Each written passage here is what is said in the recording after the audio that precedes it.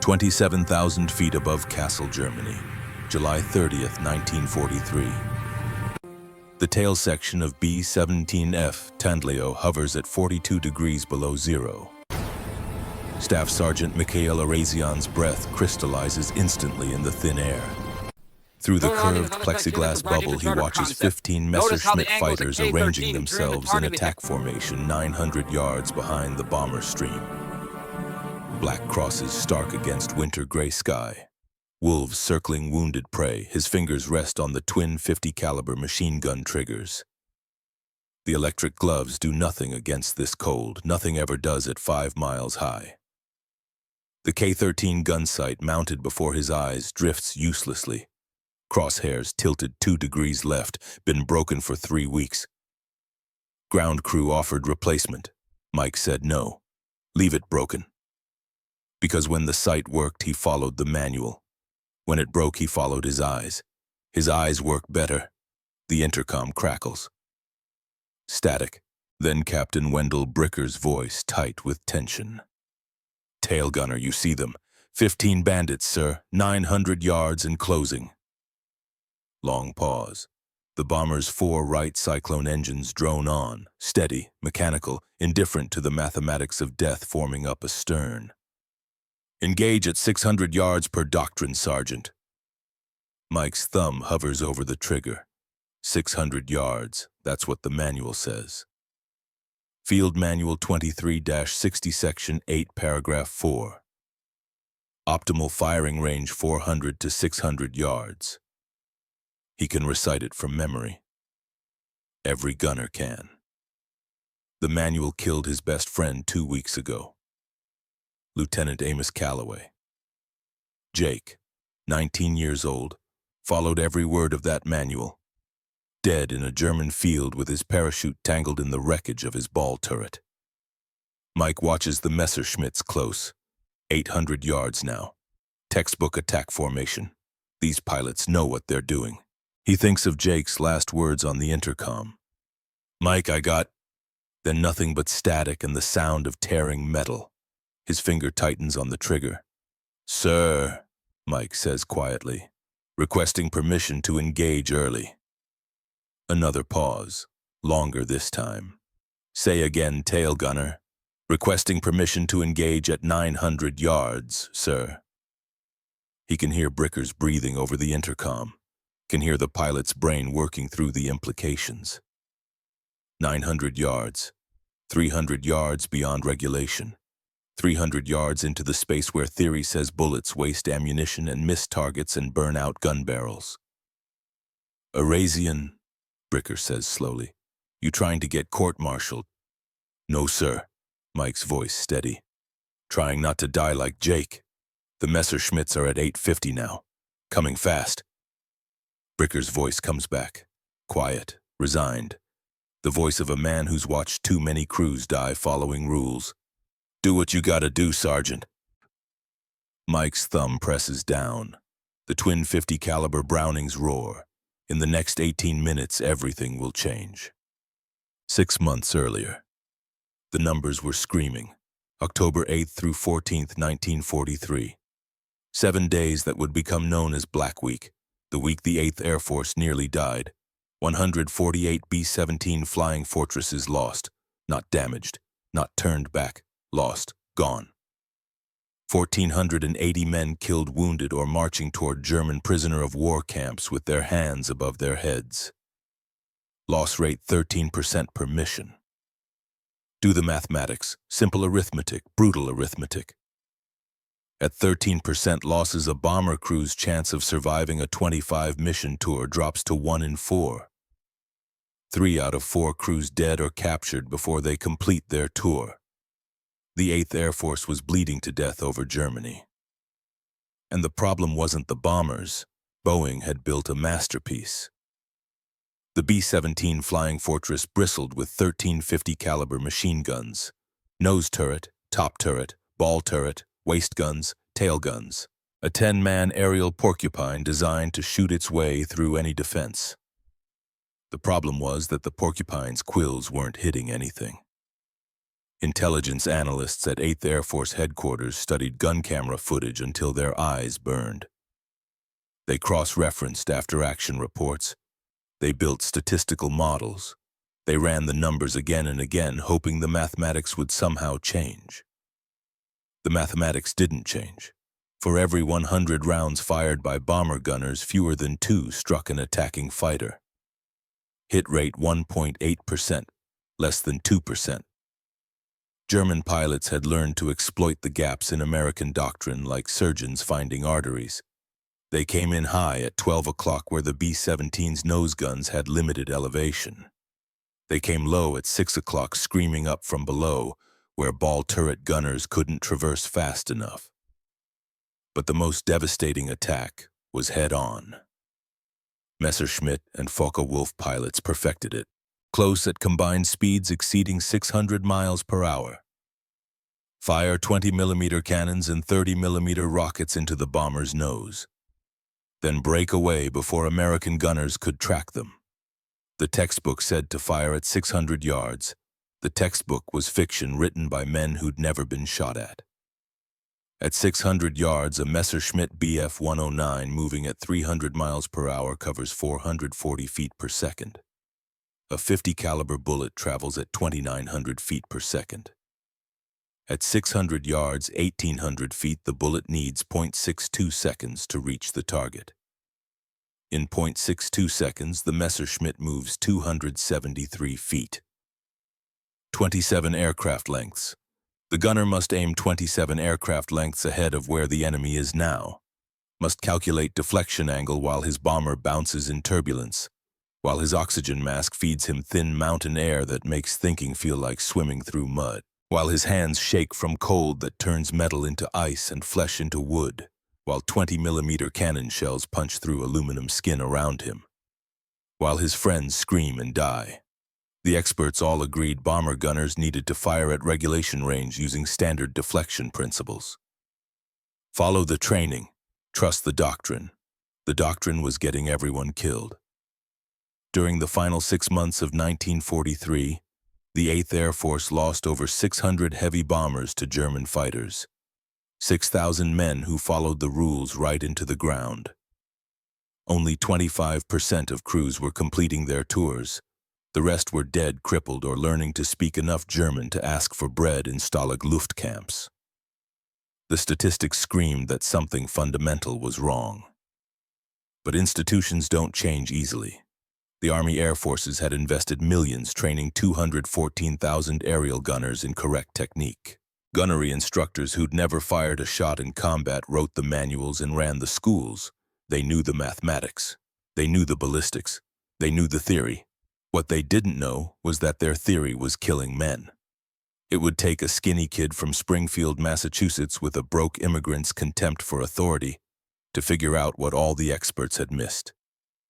Mikhail Arazian was born July 31, 1919, to Lebanese immigrant parents in the factory district of Springfield. His father, Salam, worked 12-hour shifts at the Indian Orchard textile mill. His mother, Dora, took in laundry from the wealthy families on Maple Street to make rent. Mike grew up during the Depression in a neighborhood where nobody had much. But everyone knew how to make broken things work. Broken machines, broken budgets, broken dreams of the promised land that turned out to be tenement apartments and factory whistles. The Arazian apartment had 3 rooms for 5 people. Mike shared a bed with his younger brother until he was 14. In winter, they hung blankets over the windows to keep heat in. In summer, they slept on the fire escape because the rooms were ovens. His father came home every night smelling of machine oil and lint, hands stained, back bent. Salam Arazian had come to America believing the streets were paved with gold. Found instead they were paved with the backs of men like him. But Salam never complained. Never showed weakness, just came home, ate dinner, read his Arabic newspaper, went to bed, rose before dawn, repeated. Mike learned early.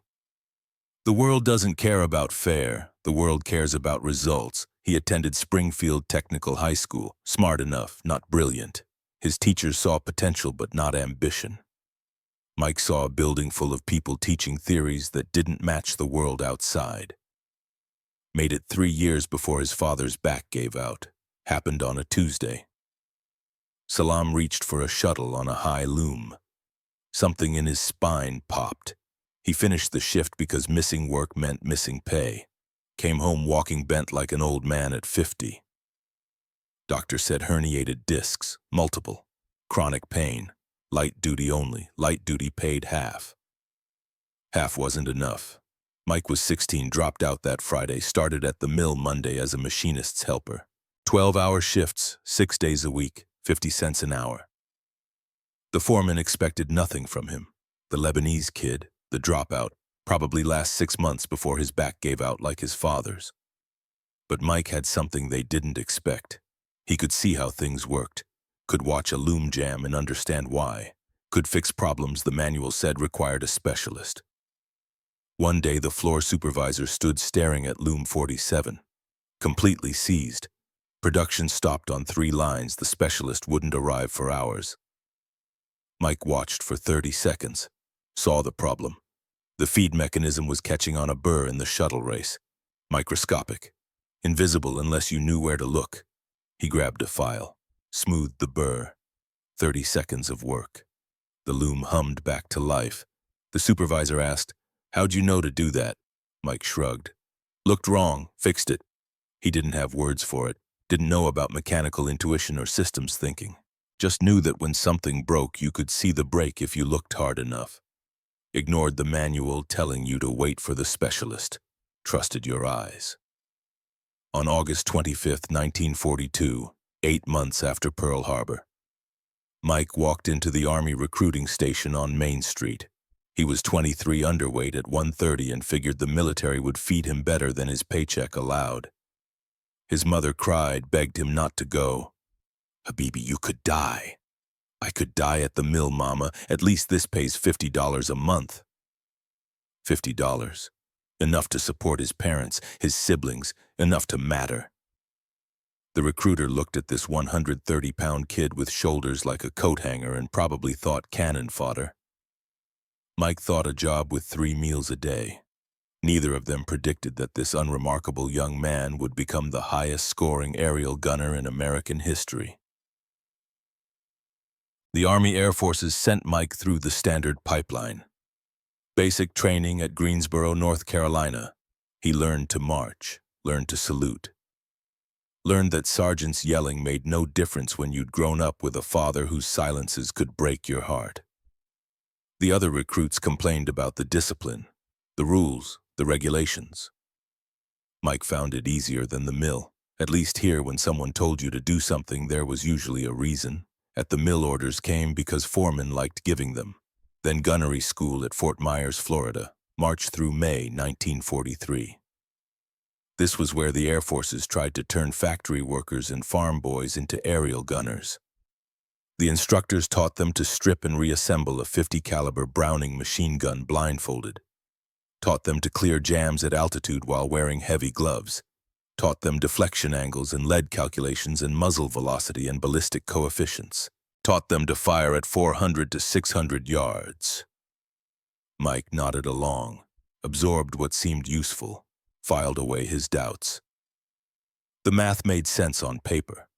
Maximum hit probability at 600 yards, controlled bursts to conserve ammunition and prevent barrel overheating, standard deflection formulas for moving targets. But something bothered him.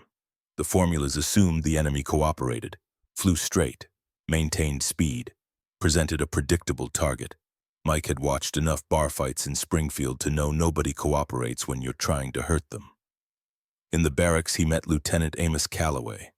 Everyone called him Jake, 19 years old, from Austin, Texas, ball turret gunner. The ball turret was a plexiglass sphere bolted to the bomber's belly.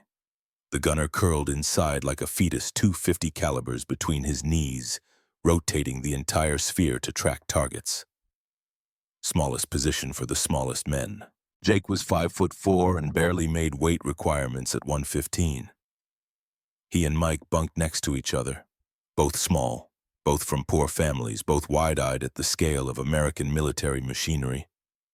They became friends the way young men do when they're far from home and scared and don't want to admit it.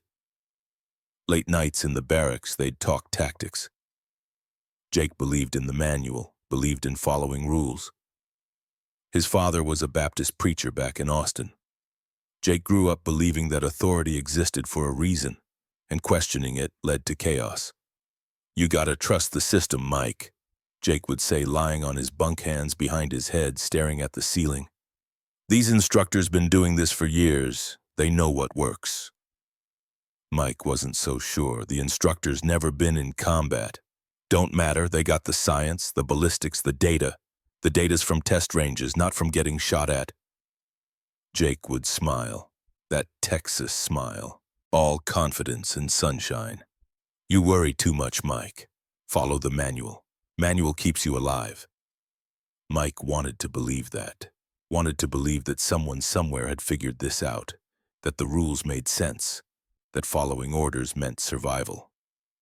But he'd seen too many confident foremen give stupid orders at the mill. The doubt crystallized during live fire exercises on the range. Mike's assigned K-13 gun sight developed a calibration problem. The crosshairs drifted 2 degrees to the left. Standard procedure report the malfunction, wait for replacement. Replacement backlog 6 weeks. Mike had a choice, wait 6 weeks and fall behind in training. Or learn to compensate. He chose to compensate. At first he tried to correct mentally. Aim 2 degrees right to account for the leftward drift. It didn't work. His brain couldn't process the correction fast enough. The targets moved. The angle changed. His shots went wide. Then he tried something different. He stopped looking at the crosshairs, started watching the target itself. The tracer rounds showed him where his bullets were going.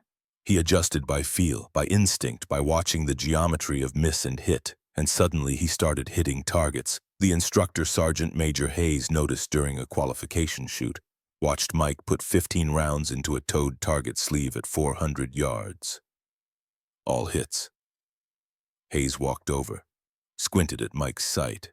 "Arazian, your sight's broken." "Yes, Sergeant." "How the hell are you scoring hits?" "Not using the sight, Sergeant, using my eyes." Hayes stared at him. 2 years as an instructor, never deployed, never heard a shot fired in anger, but he recognized results when he saw them. "That's irregular." "Does it matter if I hit the target, Sergeant?" Long pause. Hayes looked at the target sleeve. 15 holes, tight grouping. "If it works, but that's not how we teach it." "Yes, Sergeant." Mike kept the broken sight, and he kept scoring hits. Jake noticed. "Man, you're crazy. Get that sight fixed." "Works better broken." "How do you figure?" "When it worked, I followed the crosshairs, followed the manual, missed half my shots. Now I just watch where the bullets go and adjust." Jake shook his head. "You're gonna get yourself killed doing things your own way." Mike didn't argue, just smiled. "Maybe, or maybe I'll keep us both alive." They shipped out to England in June 1943. RAF Kimbolton, Cambridgeshire. Flat farmland turned into a city of steel and concrete. Runways carved through grain fields. Quonset huts arranged in precise rows. B-17s parked wingtip to wingtip. The 379th Bombardment Group, the 527th Bombardment Squadron. Mike was assigned to B-17F, number 4229896. Nicknamed Tandleo, named after some sultry character in a movie Mike had never seen. The crew, Captain Wendell Bricker, pilot, 32 years old, pre-war commercial pilot for Eastern Airlines. Stern, professional, fair, the kind of officer who'd listen before making decisions. Graying at the temples, married, 2 kids back in Connecticut. Flew like he was driving a bus route, methodical, precise, no wasted motion. Lieutenant Amos Calloway, ball turret gunner, Mike's friend, still believed in the manual, still thought following rules guaranteed survival, still had that Texas smile even after seeing what flak did to B-17s on training flights. Staff Sergeant Francis DeLuca, waist gunner, 25, Italian-American from Brooklyn. Everyone called him Frankie. Talked too much, laughed too loud, had opinions about everything: food, baseball, women, tactics, the British weather. Churchill's speeches. Exactly the kind of guy you wanted around when the alternative was thinking about what came next. And Mike, tail gunner. Tail gunner was the loneliest position on the aircraft. You sat in a plexiglass bubble jutting from the plane's rear facing backward, watching the world recede. When German fighters attacked from astern, their preferred angle, you were the last line of defense. You were also the most likely to die. The tail position had the highest casualty rate of any position on a B-17. When a fighter's 20mm cannon found its mark, the tail gunner had nowhere to go. No armor behind him. Just thin plexiglass and 6 miles of empty air. Mike's first combat mission, Bremen, June 13, 1943. 92 B-17s. Target U-boat construction yards. Briefing at 0400. Intelligence officer pointing at maps. Expected flak heavy. Expected fighter resistance moderate. Expected losses acceptable. Acceptable meant 6 to 8 aircraft, 60 to 80 men. They took off at 0600. Formation assembly over England took an hour. 92 bombers circling, finding their positions. Then the long flight across the North Sea, across the Netherlands, into Germany. Mike sat in his tail position for 4 hours before they reached the target. 4 hours of cold, 4 hours of watching the horizon, 4 hours of thinking about what came next. The flak started 20 miles from Bremen. Black puffs blooming in the sky. Anti-aircraft shells bursting at 23,000 feet. Each puff meant 2 pounds of explosive and hundreds of steel fragments moving at thousands of feet per second. The sound reached them seconds later. Crump, crump, crump, like distant thunder. Then not distant at all. A shell burst 50 feet from Tandlio. The bomber shuddered. Shrapnel pinged off aluminum skin. Mike felt the impacts through the fuselage. They held formation, straight and level. The bombardier needed steady platform for accurate bombing, so they flew through the flak. No evasion, no turning, just straight through the steel rain. Then the fighters came. Mike saw them first. 4 Messerschmitt Bf-109s, black crosses and yellow noses. Coming in from 7 o'clock high. Standard stern attack. He keyed the intercom. Fighters, 7 o'clock high. Coming in. His hands found the gun handles, thumbs on the triggers. The K-13 sight drifted uselessly in front of his eyes. Crosshairs pointing 2 degrees off. The Messerschmitts closed, 800 yards, 700, 650. Mike waited. The manual said 600 yards, 600 yards. Mike opened fire. Controlled burst, 5 rounds. The tracers arced out. Bright phosphorus trails, beautiful and deadly, they missed. All 5 rounds, the Messerschmitt jinked left. The bullets passed through empty air. Mike adjusted, fired again. Another 5-round burst, missed again. The Messerschmitt opened fire at 600 yards, 20mm cannon, 3 rounds. They weren't aiming at Tandlio. They were aiming at B-17 Lucky Lady in the next element. The shells hit. Mike watched Lucky Lady's wing root explode, watched the wing fold, watched the bomber roll inverted and spin toward Earth. He counted parachutes. Got to 3 before the bomber disappeared into clouds 12,000 feet below. 7 men didn't make it out. 7 men who followed doctrine, who waited for the manual's optimal range, who did everything right, dead anyway. Mike kept firing, kept missing. The Messerschmitts made 2 more passes. Mike burned through 47 rounds, hit nothing. The bombers dropped their payload, turned for home, fought through flak and fighters for 3 more hours. Landed at Kimbolton at 1500 hours. 92 bombers took off, 89 came back, 300 men gone, just like that. That night, Mike couldn't sleep. He lay in his bunk thinking about Lucky Lady, about the 7 men who didn't parachute, about his 47 rounds that missed. Jake was in the next bunk. You okay? Yeah. First mission's always rough. How many you been on? Done 5 now. You ever hit anything? Jake was quiet. Then, not yet. But I follow the procedure. Eventually the math works out. Mike said nothing, just stared at the ceiling. Mission 2, Hanover, June 22nd. Same result. Mike followed the book. The book failed. Formation lost 2 bombers. Mission 3 Hamburg. July 8th. Mike fired 47 rounds at regulation range. 0 hits. Formation lost 2 bombers. Mission 4 Kiel. July 14th. Same story. Formation lost 3 bombers, and Mike started thinking. Started watching patterns, started doing the mathematics in his head during the long hours between missions. German fighters attacked at 600 yards because that's where their cannons were most effective. American gunners were trained to fire at 600 yards because that's where the manual said hit probability was highest. Which meant both sides were firing at the same range. Which meant the German diving at 400 miles per hour with momentum and initiative and the advantage of choosing when to engage got his shot off first. First shot wins. The manual was giving the enemy first shot. Mike pulled out his notepad, started calculating. 50 caliber effective range 900 yards, not optimal, but lethal. What if he fired at 900 yards before the German expected return fire?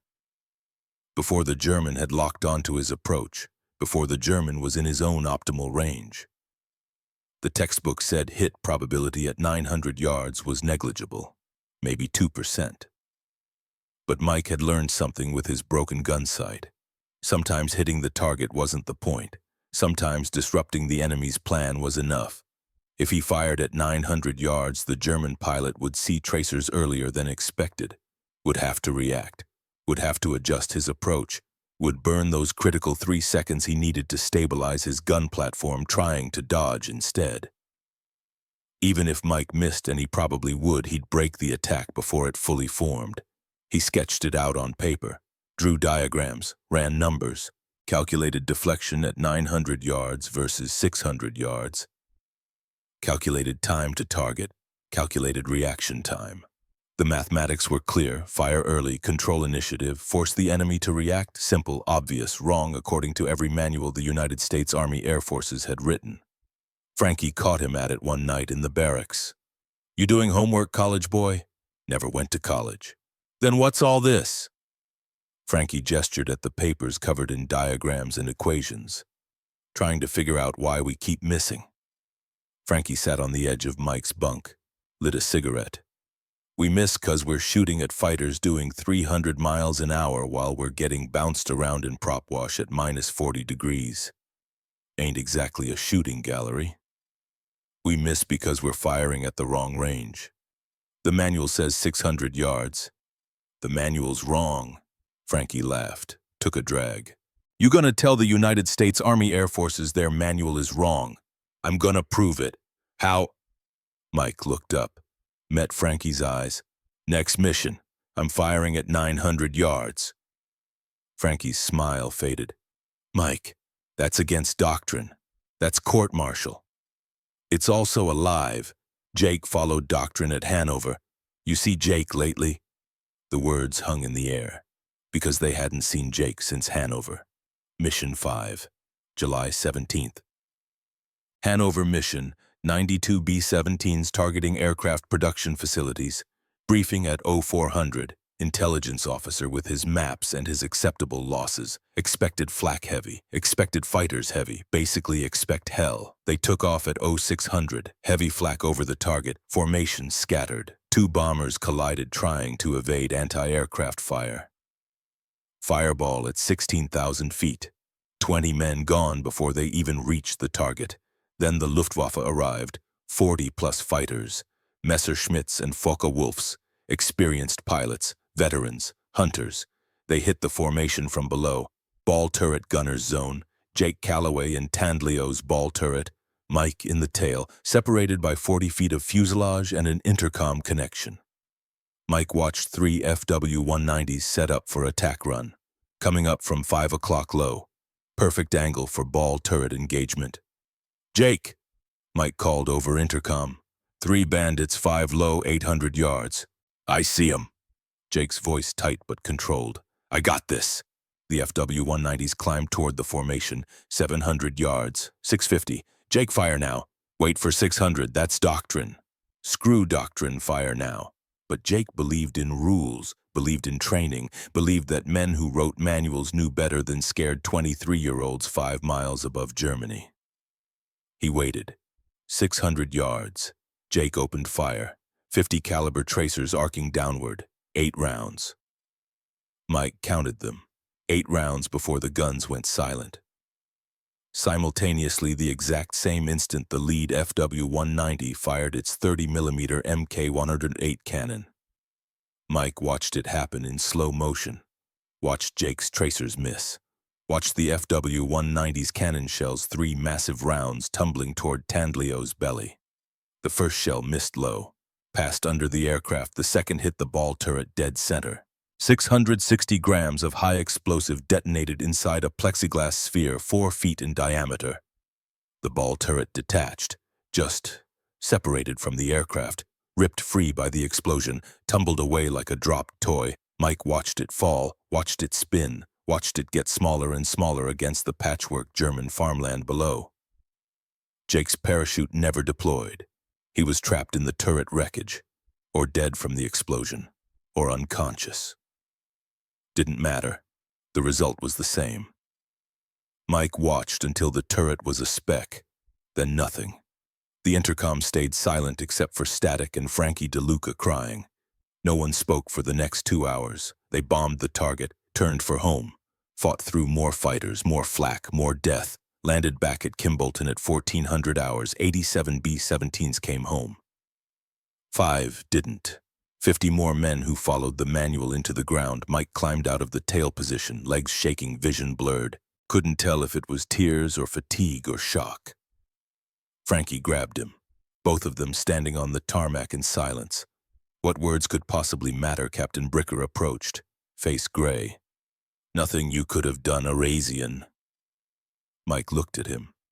He followed the manual, sir. The manual is there for a reason. The manual killed him. Bricker had no answer for that, turned and walked away. That night, Mike couldn't sleep. He lay in his bunk holding Jake's lucky coin. A Texas quarter Jake had shown him the first day they met back at Fort Myers.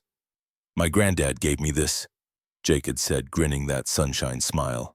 Carried it through the first war, never got a scratch, said it'd keep me safe. Safe. Mike squeezed the coin until the edges cut into his palm. He pulled out his notepad, started calculating again. This time with fury driving the pencil. This time with Jake's blood on the mathematics. He wrote down everything he knew. Jake fired at 600 yards. German fired at 600 yards. Simultaneous engagement. No advantage. German cannon 2,600 feet per second muzzle velocity. American 50 cal 2,900 feet per second marginal difference. The problem wasn't the weapons, the problem was the doctrine. If American gunners fired first, fired early at 900 yards, they'd have the initiative. They'd force the German to react instead of execute. Even without scoring hits, they'd disrupt the attack geometry. Mike sketched attack profiles, drew vectors, calculated time to target at various ranges. At 900 yards, a fighter needed 6 seconds to close to optimal firing range, 6 seconds of flying through American defensive fire, 6 seconds of adjusting approach angle while dodging tracers, 6 seconds of burned concentration and frayed nerves. Versus the current doctrine, German sets up perfect approach at 900 to 700 yards undisturbed, stabilizes at 600, fires 3-second burst, breaks away, clean, professional, lethal. Mike stared at his calculations until his eyes burned. The answer was there, clear, obvious. Fire early, disrupt before they attack, control the engagement. Frankie found him at 0300 still scribbling. You okay, Mike? No. Me neither. Frankie sat down, lit a cigarette with shaking hands. Jake was a good kid. Jake was stupid. Mike's voice hard, cold. Believed in that goddamn manual. The manual's there for a reason. Yeah, to get us killed. Mike showed Frankie his calculations, paper covered in diagrams and numbers. Look, if we fire at 900 yards, we'll waste ammo, burn out barrels, violate doctrine. We'll live. Frankie studied the papers. He'd been a numbers runner for the Brooklyn mob before the war. Understood odds. Understood when the house was rigged. You really think this works? I think Jake died following their rules. I'm done following rules that don't make sense. When you gonna test this? Mike looked at the mission board across the barracks. Tomorrow's date circled in red. Next operation listed Castle. Industrial target. Expected heavy resistance. July 30th. 13 days. And if it doesn't work, then I die proving I was wrong. Still better than dying because someone else was wrong. Frankie nodded slowly. You're either crazy or brilliant. Maybe both. What you need from me? Don't tell anyone, not yet. If this fails, no reason for anyone else to go down with me. And if it works. Mike touched Jake's coin, still warm from being clenched in his fist. Then maybe Jake didn't die for nothing. The 13 days between July 17th and July 30th moved like cold honey. 3 more missions. Mike still followed doctrine, still fired at 600 yards, still watched his tracers miss. Formation lost 4 more bombers across those missions, 40 more men, 40 more sons and brothers and fathers following the manual into graves. Each loss felt like confirmation. The doctrine was broken. The manual was fiction. Jake had died believing in a lie, and Mike's K-13 gun sight, still broken, still drifting left, became his secret advantage. No crosshairs to tell him when to fire. Just his eyes, just his instinct, just the mathematics he'd worked out on paper in the middle of the night with Jake's blood screaming for proof. Mission 6, Stuttgart, July 21st. During the engagement, Mike's K-13 sight failed completely. Crosshairs gone, glass cracked. Total malfunction. Standard procedure, cease fire, report malfunction, rely on other gunners. Mike kept firing, aimed by watching where the tracers went, by feeling the geometry, by pure instinct, didn't hit anything, but he noticed something. When he fired without the sight, without the crosshairs telling him to wait for 600 yards, he naturally fired earlier. At 700 yards, 800, and the German fighters reacted, broke formation, adjusted approach. They didn't expect fire that early. It disrupted their plan. After landing, ground crew approached. Eurasian, your sight's completely shot. We'll get you a replacement. Mike looked at the broken K-13, at the useless crosshairs, at the shattered glass. No, he said, leave it broken. But regulation, leave it broken. The crew chief shrugged. Your funeral. Maybe, or maybe his survival. On July 29th, the crew gathered for the mission briefing. Kassel, Germany. Target Fieseler Aircraft Factory, expected resistance heavy flak, 50+ fighters, acceptable losses 7 to 8 aircraft. Captain Bricker looked at his crew. Older than when they'd arrived in England 6 weeks ago. Everyone looked older. War aged you in ways time didn't. This is going to be rough, boys. Stay sharp, follow your training. Follow your training. Follow the manual, follow the doctrine that killed Jake and 44 others Mike had watched die. That night, Mike wrote a letter he never sent. Mom, Dad, tomorrow I break the rules. The rules got Jake killed. The rules are getting everyone killed. I won't let them kill anyone else. If this works, maybe I save some lives. If it doesn't, at least I tried. At least I died doing something that made sense. Your son, Mikhail. He folded the letter. Put it in his footlocker with Jake's coin. July 30th, 1943. 0600 hours.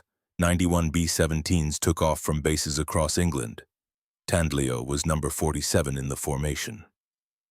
Mike climbed into his tail position for the 14th time, settled into the cramped space, checked his guns.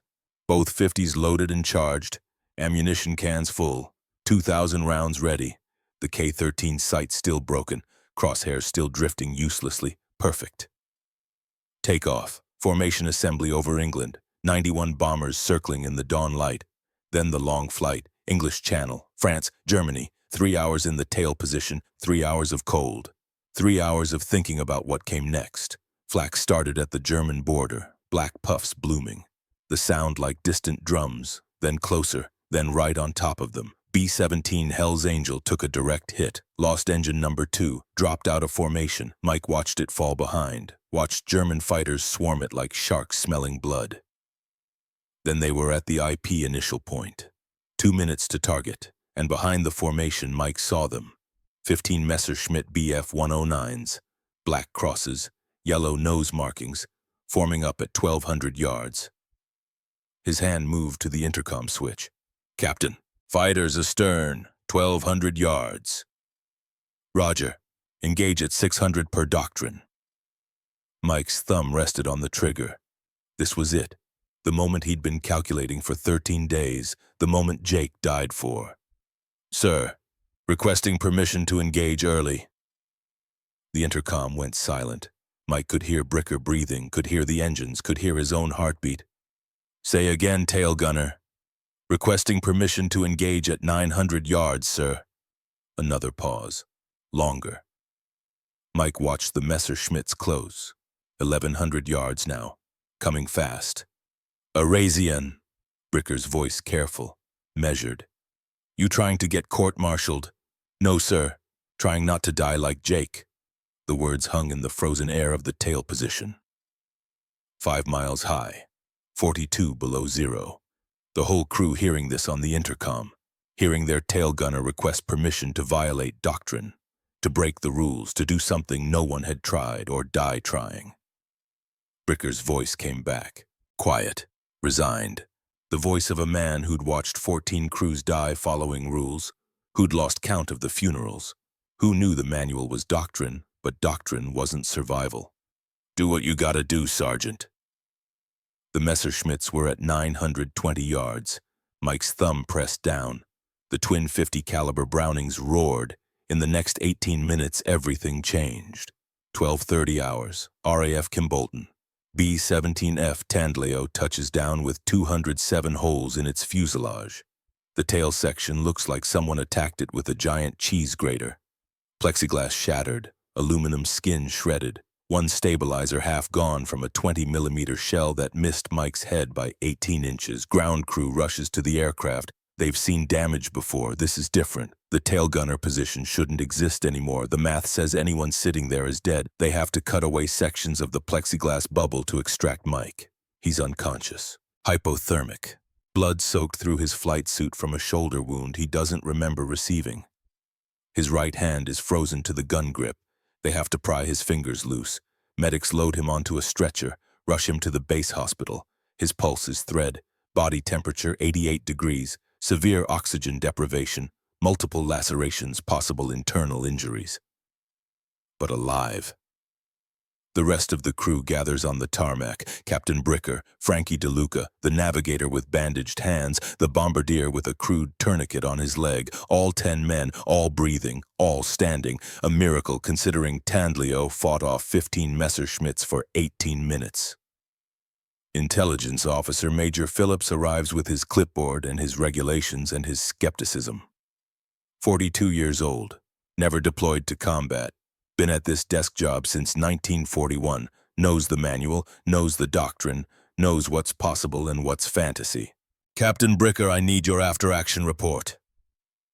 Bricker is still shaking, still processing that they survived, that all 10 men made it back. "My tail gunner shot down 4 enemy aircraft." Phillips stops writing, looks up. 4-4 confirmed. I witnessed 2 explode. Navigator confirms a 3rd. Other crews in the formation saw the 4th. "Captain." Phillips's voice takes on that careful tone of someone talking to a confused person. "No American bomber gunner has ever achieved 4 kills in a single engagement." "Then I guess today's the day we rewrite the record books." Phillips's expression says, "This is impossible. We'll need to verify with gun camera footage." "The gun camera was destroyed by cannon fire." "Then how do you expect me to confirm?" Frankie DeLuca steps forward. 5'7" of Brooklyn attitude. "I saw 2 blow up with my own eyes, pal. Navigator saw another. Bombardier confirms tracers from tail position hit a 4th. We got radio intercepts of German pilots reporting losses. And Arasian fired 1,847 rounds. You can count the empty casings yourself if you don't believe me." Phillips writes it down, but his face says impossible. Statistical anomaly. Combat stress, exaggeration. What was Sergeant Arasian's firing range? Bricker hesitates. This is the dangerous part. This is where doctrine meets reality and reality gets court-martialed. He engaged at 900 yards. Phillips's pencil stops moving, freezes in mid-word. 900? Yes. That's 300 yards beyond Field Manual 23-60 specifications. The manual's specifications didn't account for German fighters firing first at their optimal range. Captain? Phillips's voice goes cold, professional, the voice of a man about to end someone's career. You're aware that unauthorized deviation from fire discipline protocols is a court-martial offense. Bricker's face goes hard. 32 years old, flew 14 missions, watched 6 crews die, done with bureaucrats who've never heard a shot fired. You want to court-martial the man who just saved this crew, the man who's unconscious in your hospital right now. Be my guest, Major. I'll testify at his trial. I'll tell them exactly how he kept us alive while your manual was getting everyone killed. Phillips closes his notebook, snaps it shut with a sound like a gunshot. I'll file my report. He walks away. His report will include the word investigation, will include the phrase potential disciplinary action. Will land on desks at 8th Air Force Headquarters, where men who've never been shot at will read it and make decisions about Mike's fate. Frankie lights a cigarette, hands shaking. We're gonna get court-martialed, ain't we? Bricker watches Phillips disappear. Maybe, but we're alive to get court-martialed. That's more than most crews can say. Base Hospital. July 31st, 0800 hours. Mike wakes up in a white room that smells of disinfectant and blood. His shoulder is bandaged. His face feels like someone took a blowtorch to it, frostbite from where his oxygen mask failed. His hands are wrapped in gauze. 2 men are waiting, not doctors, intelligence officers, Major Phillips and Captain Shaw. Shaw is younger, maybe 30, looks eager, hungry, the look of a man building a career on other people's mistakes. Phillips speaks first. Sergeant Arazian, we need to discuss your claims. Mike's throat is sandpaper. Claims, sir. 4 enemy aircraft destroyed in 1 mission. Shaw leans forward. No American bomber gunner has ever achieved 4 kills in a single engagement. Not one. In 2 years of combat operations over Europe. Phillips continues. Your ammunition expenditure was 1,847 rounds. That's 230% over regulation limits. Shaw. Your fire discipline violated Field Manual 23-60 in at least 7 ways. Firing range, burst control, ammunition conservation, target prioritization, barrel management, engagement protocol, safety procedures. Phillips. So either you're the greatest gunner in history, he lets the sentence hang. Shaw finishes it, or you're lying. Mike's mind is still foggy. Oxygen deprivation does things to your brain. But he understands what's happening. They don't believe him. They think he's fabricated the whole thing. Combat stress, hallucination, desperate for glory. I'm not lying, sir. Phillips. Then explain why you fired at 900 yards when doctrine clearly specifies 600. Because German cannons fire at 600, sir. If I wait until 600, they shoot first. First shot wins. Shaw. That's not in the manual. The manual doesn't account for the enemy shooting back. Silence. Phillips and Shaw exchange glances. This kid is either brilliant or insane, possibly both. Phillips. The manual was written by experts, men with decades of ballistics experience. Respectfully, sir, those experts never got shot at by a Messerschmitt. Shaw's face flushes. You're saying you know better than the United States Army Air Forces. I'm saying my best friend followed the manual. Lieutenant Amos Calloway, Hanover Mission, July 17th, followed it exactly. Waited for 600 yards just like the manual says. He's dead. The room goes quiet. Mike continues, his voice steady now, clear. German pilot didn't wait. German pilot fired at 600 yards same time Jake did. German shell killed Jake before Jake's bullets even reached the target. So yeah, I broke the manual. Because the manual killed my friend, and I'm done watching people die following rules that don't work. Phillips and Shaw say nothing. What can they say? Finally, Phillips closes his notebook. We'll be recommending disciplinary action. pending investigation. They leave. Mike lies back, stares at the ceiling, thinks I survived 15 Messerschmitts. The real fight is just beginning. August 2nd, 1943. High Wycombe, 8th Air Force Headquarters, the converted girls' school that became the nerve center of American bomber operations over Europe. 12 officers gathered in a conference room. Maps on the walls showing bomber routes and target lists. Charts displaying loss rates that make everyone's stomach turn. Ashtrays full of cigarette butts.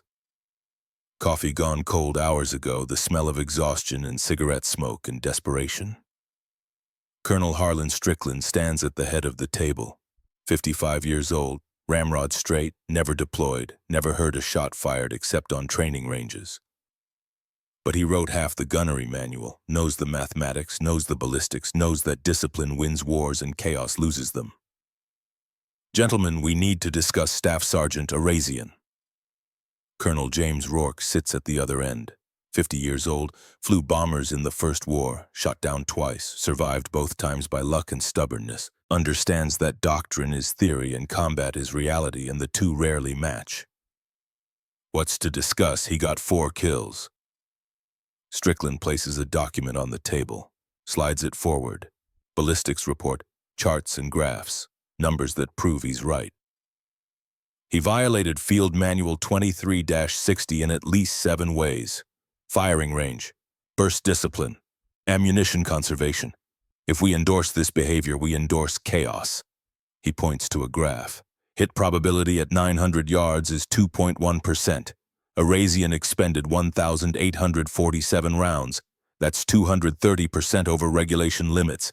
If every gunner wastes ammunition like this, we'll run out before we run out of Germans. Rourke slides his own document across the table. Loss reports, body counts, statistics written in blood. We lost 148 bombers in 1 week last October. That's 1,480 men, dead or POW. Our current doctrine produces a 1.8% hit rate. Arazian's unauthorized method produced 4 kills in 1 mission. 4 confirmed. I'll take his results over your theory. Strickland's face reddens. This isn't about results, it's about discipline.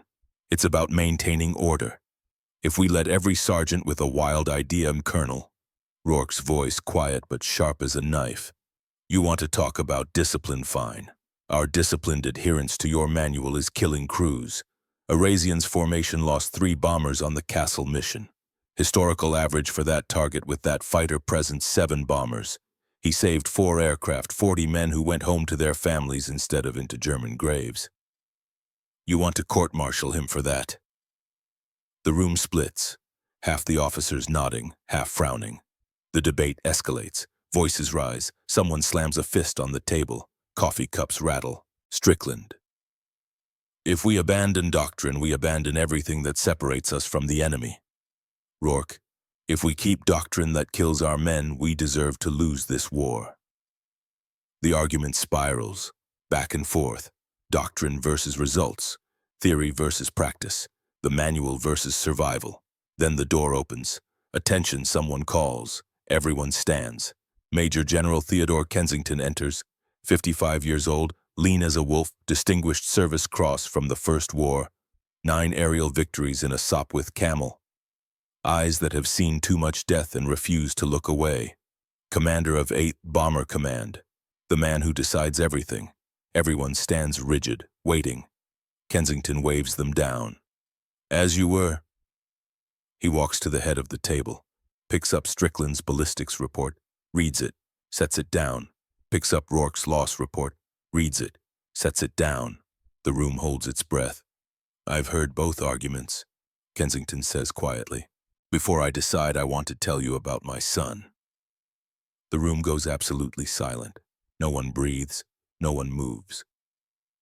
First Lieutenant Theodore Kensington, Jr., Navigator, B-17 91st Bombardment Group, October 10, 1943, Münster Mission. Kensington's voice stays level, controlled, but everyone hears the grief underneath, the weight of it, the sharp edges that will never smooth. Messerschmitt, head-on attack. His gunners waited for regulation 600 yards, per doctrine. Per the manual Colonel Strickland wrote, The German pilot fired first at his optimal range. 20mm shell hit the nose section, killed my son instantly.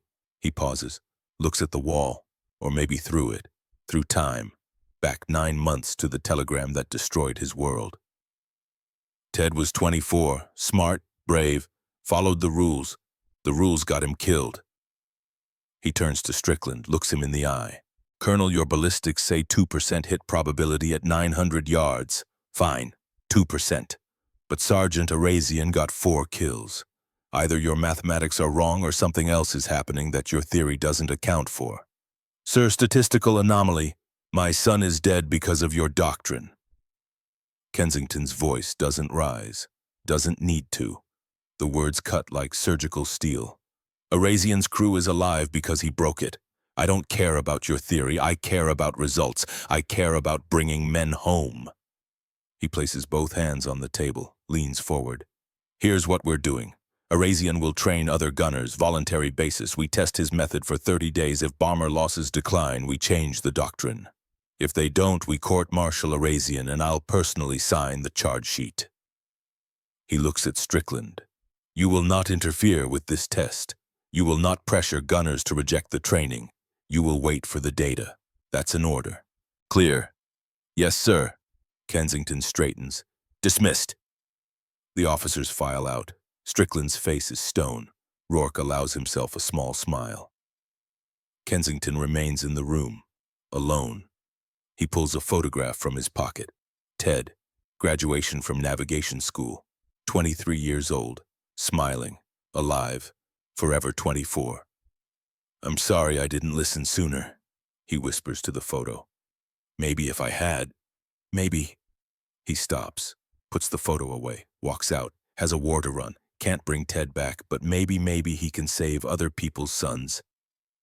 August 1st through 30th, the test. Mike spent the first 3 days in the hospital, shoulder stitched, 15 stitches total, frostbite treated on his face and hands, 2nd degree on his cheeks, 1st degree on his fingers, hypoxia effects monitored. Brain function tests, vision tests, coordination tests, all clear, kids tough, Lebanese immigrant stock, built to endure. On day 4, General Kensington himself visited. Mike tried to stand at attention, nearly fell. Kensington waved him back down. At ease, Sergeant. Sir, I read your after-action report. 4 confirmed kills. Impressive. Thank you, sir. Intelligence also tells me you violated doctrine in 7 different ways. Mike said nothing. What could he say? It was true. Kensington pulled up a chair, sat. This general, this man who commanded 10,000 men and hundreds of bombers, sat down next to a hospital bed to talk to a staff sergeant. Can you teach this? Can other gunners replicate what you did? Mike thought about it. Honest answer. I don't know, sir. Maybe. The mathematics work, but it's not just about firing early, it's about understanding why. About disrupting their attack before it forms. How long to train a gunner? 1 day to explain the theory, 3 days of practice to make it instinct. Then you have 30 days to train as many as you can. Voluntary basis.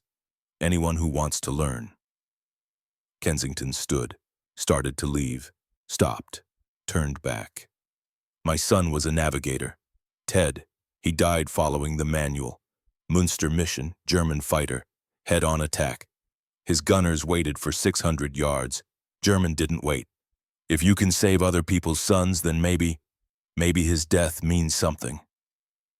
He left before Mike could respond. Mike lay back, stared at the ceiling, thought about Jake, about Ted Kensington, about all the sons who died following rules written by men who'd never been shot at. Thought I can't bring them back, but maybe I can stop more from dying. The training began August 5th. 40 gunners volunteered. Word had spread through the 379th Bomb Group about the Castle mission, about the 4 kills, about the tail gunner who fired at 900 yards and survived, about breaking doctrine and living. Some came because they were desperate. Tired of watching tracers miss, tired of watching bombers fall, tired of funerals. Some came because they were curious, wanted to understand how a broken sight and broken doctrine somehow worked better than training. Some came because they'd lost friends, brothers, best friends, wanted revenge, wanted to kill Germans, didn't care if the method was authorized or not. Mike stood in front of them at the gunnery range. 40 men, some older than him, some with more missions, some with more rank, all looking at him expecting answers. "I'm not a teacher," he started, voice rough, uncomfortable being the center of attention. "I'm just a tail gunner who got tired of missing. But I figured something out, and General Kensington wants me to share it, so here it is." He drew a diagram on the chalkboard.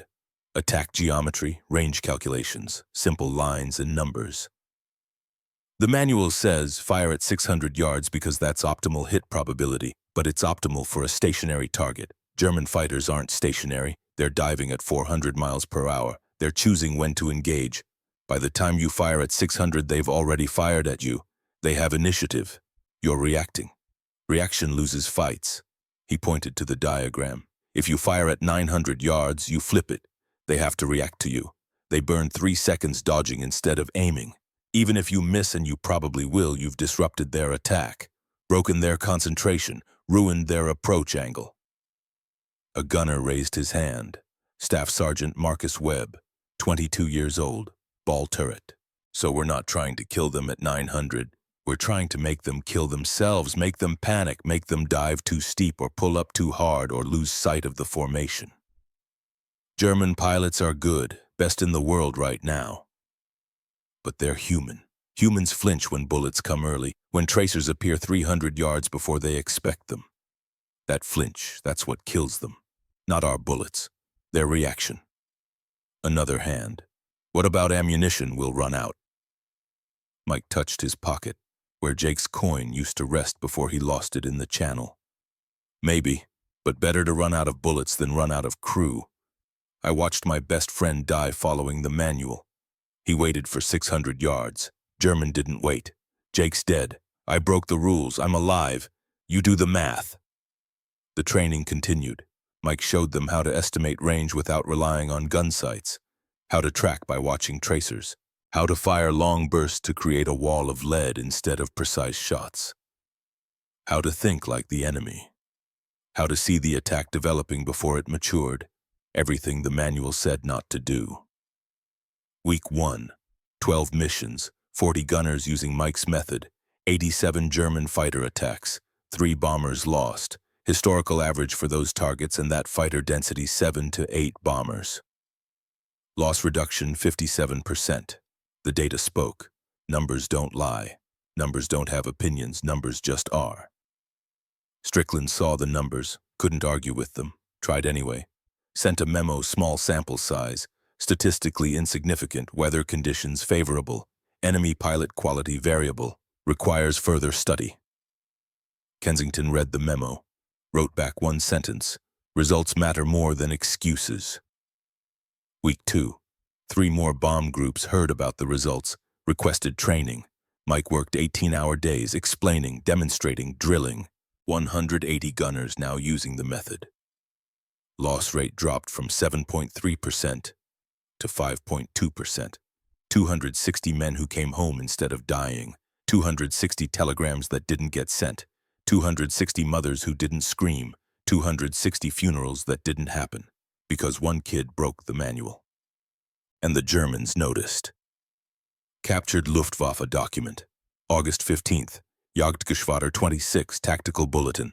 Found on a shot-down Messerschmitt. Translated by intelligence. Achtung, all pilots, American bomber defensive fire patterns have changed significantly. Gunners now engaging at 800 to 1,000 meters beyond previous observed range. Attack approach is being disrupted before optimal firing position achieved. Recommend increase approach speed to reduce exposure time. Attack from dead zones 12 o'clock high, 6 o'clock low, where defensive fire is weakest. Do not press home attacks if defender fires early. Break off and reset. Report 4 pilots lost in past week to unexpectedly aggressive defensive fire. Morale concerns developing among newer pilots. Interrogation of Oberleutnant Friedrich Weber. Captured August 18th after bailing out over Belgium. 26 years old. 11 kills. Shot down by a bomber waist gunner who fired at 900 yards and disrupted Weber's approach. Intelligence officer asked, "Have American tactics changed?" Weber nodded, exhausted, defeated. "Yeah, very much." "How?" "They shoot. Angrier now. Earlier. More aggressive. We expect fire at 600 meters, has been this way for 18 months. Now it comes at 900, 800, sometimes 1,000. It breaks the approach. We cannot stabilize, cannot aim properly. It is difficult, very difficult." "Are you losing more pilots?" Weber was quiet. Then yeah, the younger ones, they see the tracers coming early and they panic. They break off too soon or they try to push through and fly into the fire. The Americans have learned. They are more dangerous now. The intelligence officer wrote it down, sent it up the chain. More confirmation that Mike's method worked. But wars don't end because one tactic changes, and September brought new challenges. September 6, 1943. Mike's 14th combat mission. Stuttgart, industrial complex. Expected resistance heavy. The mission brief in the pre-dawn darkness. Captain Bricker looking older, grayer. 14 months of combat without rest grinds men down to nothing but will and habit. "Intelligence says 50-plus fighters," Bricker said. "Flak will be heavy over target. Stay sharp, use the new tactics, come home." Mike sat in the back, cleaned his guns for the 14th time, both 50s gleaming. K-13 sight still broken, still perfect. New tail gunner trainee with him, Sergeant Marcus Webb, the kid who'd asked about ammunition during training. 22 years old, first mission as tail gunner, nervous as hell, hands shaking. "You got this," Mike told him. "Remember the training. Fire early, disrupt first, kill second." "What if I freeze?" "You won't. Your body knows what to do. Trust it. Trust the mathematics." Take off, assembly, the long flight over France, then Germany. Then the flak started, black puffs blooming like deadly flowers, the sound like God slamming doors, concussions rocking the aircraft, shrapnel pinging off aluminum skin like deadly rain. Tandleo took a hit in engine number 3. Oil pressure dropped to 0 in 3 seconds. Temperature spiked red. Bricker shut it down, feathered the prop. "We're good," he said over intercom, voice calm, professional, lying. "3 engines is enough." Then engine number 4 started losing power, flak damage to the fuel line. Not catastrophic, just slow bleeding, slow dying, the bomber equivalent of a gut wound. They hit the target, bombs away, turn for home. That's when the Messerschmitts came, 8 of them.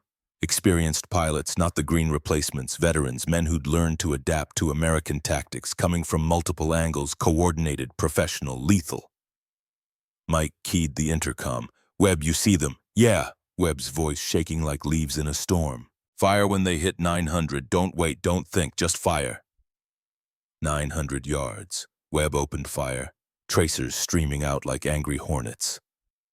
The Messerschmitts scattered. "Good," Mike shouted. "Keep it up. Make them react." But these pilots were better. They regrouped faster, pressed harder, used the sun, used speed, used veteran cunning earned through 2 years of killing bombers. Mike got one at 850 yards. Engine hit.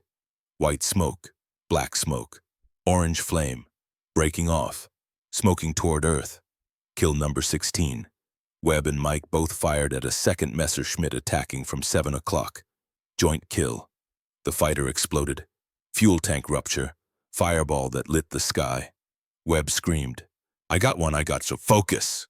Mike cut him off. "More coming, stay on the guns," but Tandleo was dying. Engine 4 quit completely, oil pressure 0, prop windmilling uselessly, 2 engines now, losing altitude, 14,000 feet, 12,000, 10,000. The formation pulled ahead, left them behind, standard procedure, can't slow down for cripples, a crippled bomber is a dead bomber. Better to sacrifice one than risk the formation. Bricker's voice on intercom, calm, resigned, the voice of a man who knows what comes next. "We're not making England, prepare to ditch." Ditch. Water landing. English Channel if they were lucky. North Sea if they weren't. Either way, cold enough to kill in minutes. Crew started throwing equipment out. Guns, ammunition, anything not bolted down, trying to lighten the aircraft, trying to buy a few more miles, a few more minutes, a few more seconds of life. Mike helped Webb evacuate the tail position. Too dangerous back there for ditching. The tail usually breaks off on impact. Mike had watched it happen to other crews. They moved forward, strapped into whatever seats they could find. Webb was crying, praying. Same thing really, 6,000 feet, 4,000, 2,000. The English Channel appeared below. Gray water, white caps. Cold enough to stop hearts. Cold enough to kill before drowning did. "Brace!" Bricker shouted. The B-17 hit at 110 miles per hour. The sound was the end of the world, metal screaming, rivets popping like gunshots, the fuselage breaking apart like kindling, the physics of 50,000 pounds of aluminum meeting water at highway speeds. Water exploded through every crack, freezing, shocking. Mike went under. His Mae West life vest inflated, pulled him up. He broke surface, gasping, choking, alive. Around him the crew, all 10, all in the water, all alive somehow. Tandleo was sinking. 30 seconds and she was gone, just bubbles and debris floating on gray water. Frankie grabbed Mike. "You okay?" Mike nodded. Couldn't speak. Too cold, his body already shutting down. Hypothermia setting in, 3 minutes, maybe 5. Then unconsciousness, then death. British motor torpedo boat appeared. MTB 234. They'd seen the distress signal. Were on patrol, pure luck. Divine intervention, whatever you want to call it. They pulled all 10 men from the water within 2 hours. Mike was last out, hypothermic, barely conscious, core temperature 86 degrees, but alive. All alive. In the rescue boat, wrapped in blankets, shaking so hard his teeth rattled. Mike touched his pocket. Jake's coin was gone. Lost in the channel. Lost in the cold, gray water. He closed his eyes, whispered through chattering teeth, "I'm sorry, Jake. I'm sorry." But he'd done what he set out to do. Proven the method. Saved lives. Changed tactics. 17 confirmed kills. American record, and now the real fight would continue. October 18th, 1943. 8th Air Force Headquarters, High Wycombe. A document crossed General Kensington's desk for signature. Field Manual 2360, Amendment 12. Section 8, Aerial Gunnery Procedures. The old text crossed out in red ink. Optimal engagement range 400-600 yards. The new text typed clean and official and bloodless. Gunners authorized to engage enemy aircraft at extended ranges 600-1,000 yards when tactically advantageous. Emphasis on disruption of enemy attack patterns over precision fire at extended range. Unit commanders granted discretion in fire discipline based on combat conditions. Kensington signed it, his hand steady. The signature that would save hundreds of lives. The signature that admitted without admitting that a high school dropout from Massachusetts had been right and the entire training apparatus had been wrong. The document made no mention of Staff Sergeant Mikhail Arazian.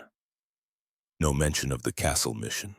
No mention of 17 confirmed kills or broken gun sights or mathematics scrawled in notebooks by a kid who trusted his eyes over crosshairs. The military doesn't like admitting individuals changed everything. Prefers to frame changes as institutional wisdom. Collective learning. The system working as designed. But the numbers told the truth. Numbers always do. August through December 1943. 5 months of data, cold and precise and undeniable. August 7.3% loss rate to enemy fighters. September 5.8%. October 4.7%. November 3.2%. December 3.1%. 4.2 percentage points. Doesn't sound like much. Sounds like a rounding error. A statistical blip until you multiply it across 1,247 bomber missions. Until you calculate how many aircraft that represents, how many crews, approximately 75 bombers saved, 750 men who walked away from aircraft instead of being buried in them, 750 sons and brothers and fathers and husbands who came home because one man broke the manual. The Germans saw it too. Their after-action reports grew increasingly frustrated through the autumn. September 22nd. Oberst Gunther Lutzow, commander of Jagdgeschwader 3, wrote in his tactical assessment to Fighter Command Headquarters, American defensive fire has become substantially more effective since summer operations. Bomber gunners now engage at ranges we did not anticipate. Attack approaches are being disrupted before we achieve firing position. Crew morale declining as losses to defensive fire mount. Recommend re-evaluation of tactical doctrine. October 15th. Luftwaffe Tactical Directive from Fighter Command to all units. Recommend all units focus on flak batteries as primary anti-bomber defense. Fighter attacks becoming too costly and pilot losses. American gunners have learned to disrupt our approaches. Emphasis on hit-and-run tactics. Do not press attacks through heavy defensive fire. November 8th. Captured Diary of Hauptmann. Ernst Hoffmann, 23 kills, shot down over Bremen by a bomber tail gunner who fired at 1,000 yards. It is no longer like the old days of 1941 and 1942. The Americans fire so early now, at 800, 900 meters, sometimes more. It requires nerves of steel to press home the attack through that wall of tracers. Many of our younger pilots are breaking off prematurely. They see the fire coming early and instinct takes over. Better pilots than me have died trying to push through. The Americans have learned. God help us. The Luftwaffe was adapting, changing tactics, attacking from dead zones, increasing speeds, using sun and clouds more effectively, fighting smarter. But the fundamental equation had shifted. American gunners now controlled the initiative, forced the enemy to react, disrupted before being disrupted. The mathematics that Mike worked out in a notebook had become doctrine. His grief transformed into geometry, his rage refined into ballistics, and the man himself wanted nothing to do with any of it. Mike recovered from the channel ditching in 3 days. Pneumonia, hypothermia, minor cuts and bruises, frostbite on his hands and feet, but alive. The base hospital discharged him October 1st. He walked out expecting orders to return to flight status. Instead, he found orders to report to General Kensington at High Wycombe. The general's office. Wood paneling.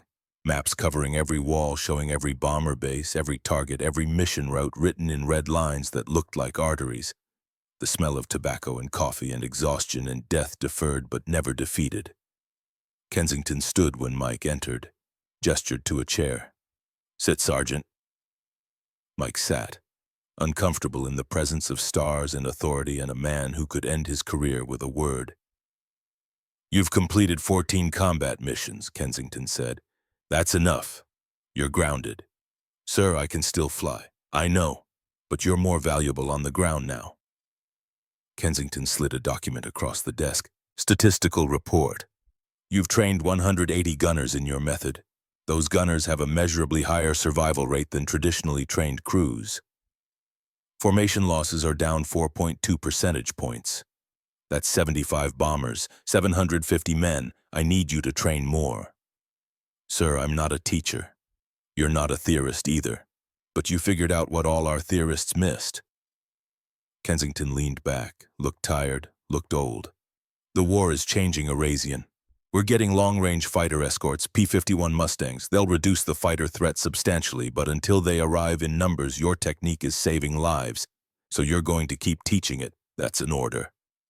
Mike wanted to argue, wanted to get back in the air, wanted to finish what Jake started.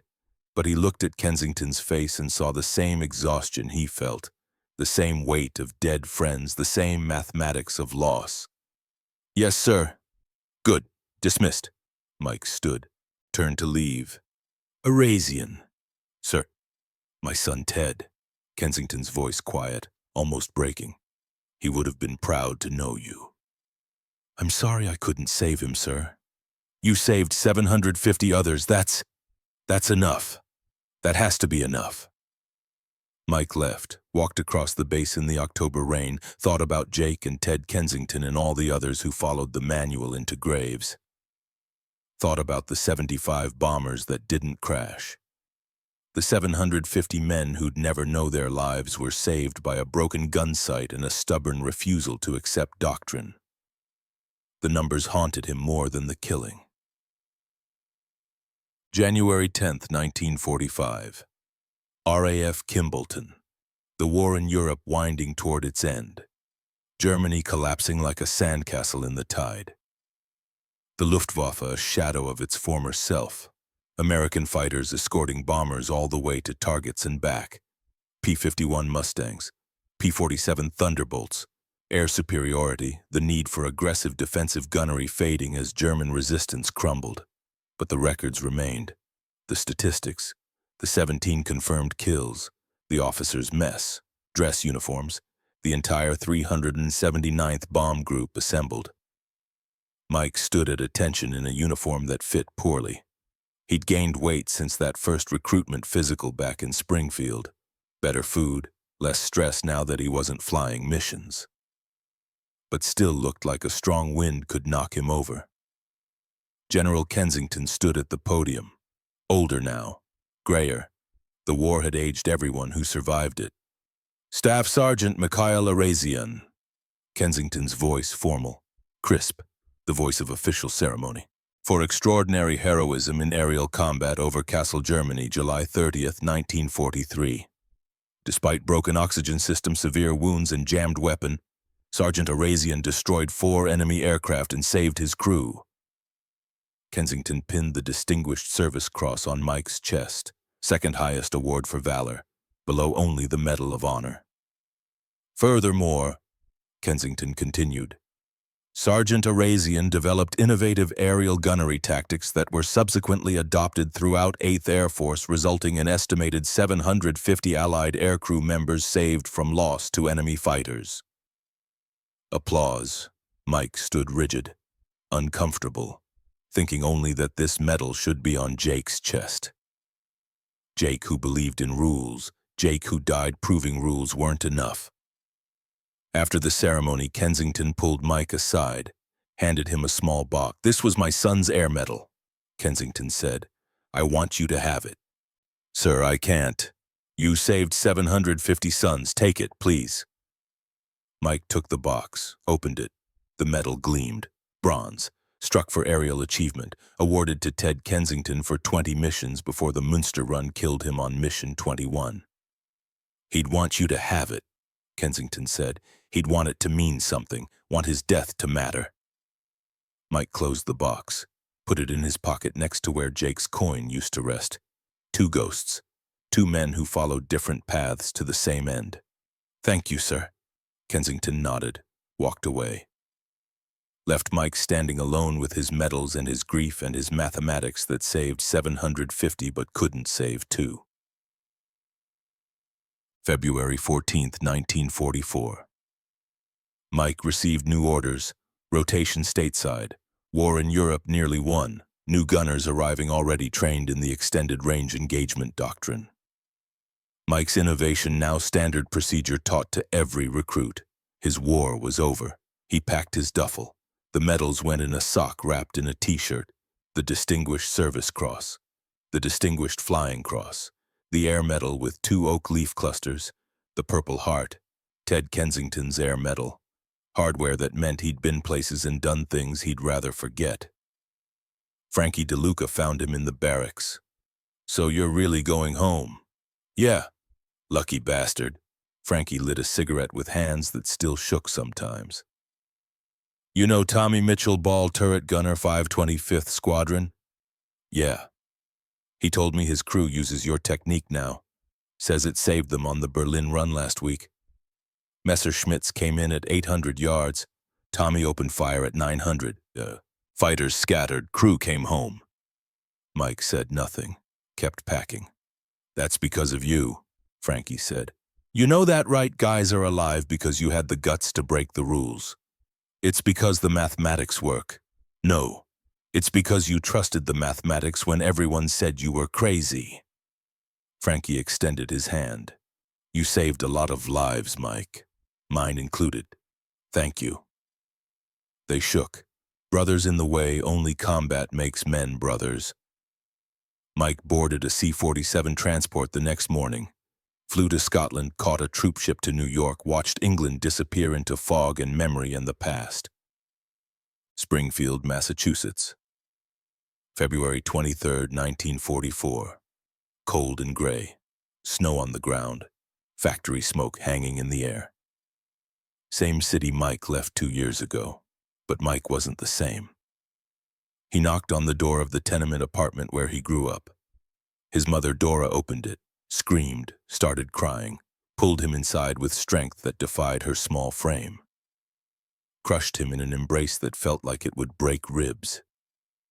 His father Salam stood in the kitchen, hand still bandaged from the mill accident 3 years ago. The accident that made Mike drop out of school. The accident that started everything. Salam nodded, didn't speak, didn't smile, but his eyes said everything that words couldn't. Mike's younger sister barely recognized him. Danny! No one had called him Danny since basic training. He smiled. Yeah, it's me. They wanted to hear war stories, wanted details, wanted to understand what their son had done 5 miles above Germany.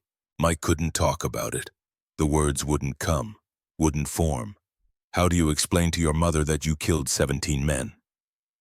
How do you tell your father that you saved 750 lives by breaking every rule? How do you describe to your sister what a man looks like when 50 caliber rounds hit his cockpit at 2,900 feet per second? You don't.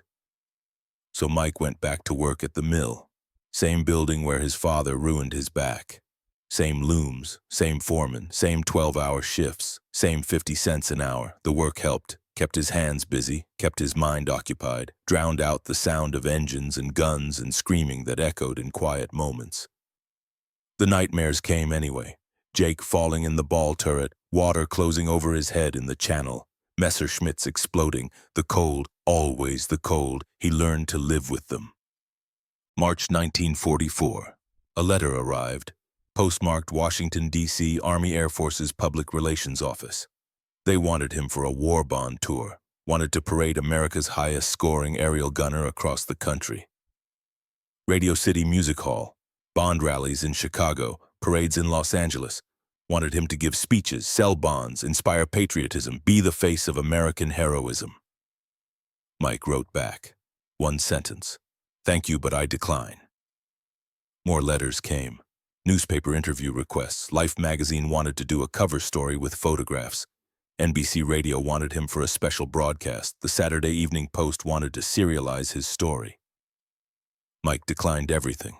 A reporter showed up at the mill, found Mike at his loom during lunch break. "Mr. Arazian, the American people deserve to hear your story." Mike looked at him, 23 years old, but his eyes looked 50. "My story is I did a job. The job's done. Leave me alone. But you're a hero. I'm a machinist. This conversation is over. Leave." The reporter left, published a small piece anyway. War hero refuses fame. 3 paragraphs buried on page 8 of the Springfield Republican. Mike didn't read it. He just wanted to disappear. Wanted to be nobody. Wanted the medals to stay in their box and the memories to stay locked away and the war to become something that happened to someone else in another life. But wars don't let go that easily. June 1945. Mike met a girl, Maria Castellano, Italian-American, 22, worked at a bakery on Main Street, dark hair pulled back, dark eyes, flour on her apron, smile that made him forget about cold and altitude and death. She didn't care about his medals, didn't ask about the war, didn't treat him like a hero or a killer or anything special, just wanted to know if he liked cannoli. He did. They married September 8, 1945. Small ceremony at St. Anthony's, family only. No photographers, no press, no ceremony beyond what the church required. Just 2 people trying to build something normal in a world that had been insane for too long. 3 children, born 1946, 48, and 51. 2 boys and a girl. Mike never told them what he'd done. Never mentioned the 17 kills or the 750 saved or the doctrine change that bore his fingerprints but not his name. His children knew their father had been a tail gunner. Knew he'd been in the war. Saw the medal box in the closet once when they were looking for Christmas presents. Asked about it. Mike said, Just some old stuff, not important. And meant it. The medals stayed in the box, the memories stayed buried. Mike went to work, came home, had dinner with his family, helped with homework, fixed broken things around the house, coached Little League, attended PTA meetings, lived a quiet life, which is all he'd ever wanted, but history doesn't forget, even when individuals try to. 1958. Mike received a letter from the Department of Defense. Official letterhead, formal language. The kind of letter that makes your stomach drop. He'd been selected as an honorary pallbearer for the dedication of the tomb of the unknown soldier at Arlington National Cemetery. Recognition of his status as America's highest-scoring aerial gunner of World War II. Mike almost declined, almost threw the letter away, but Maria read it, said, "You should go. It's just propaganda. It's honoring all of them, not just you, all the ones who didn't come home." Mike thought about that, thought about Jake, about Ted Kensington, about the 7 crew members who died in Lucky Lady on his first mission, about the thousands who didn't come home. "Okay," he said. "I'll go." Arlington, May 30th, 1958, Memorial Day. The ceremony solemn and precise and perfectly choreographed. Honor guard in dress uniforms.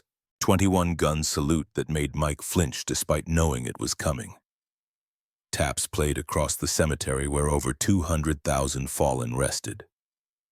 Mike stood with 5 other veterans, each representing a different branch, each having earned the right to be here through blood and sacrifice and surviving when others didn't.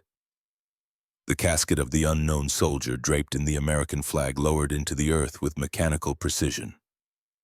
Mike thought this could be Jake, could be any of the 75,000 Americans who died in Europe, could be the men his tactics saved or the men his bullets killed, could be anyone, could be everyone.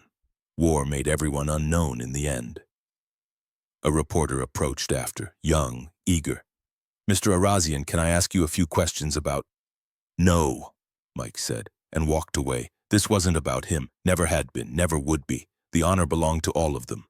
The dead who'd never complain about tactics or argue with doctrine or question orders. The ones who followed the manual and died anyway.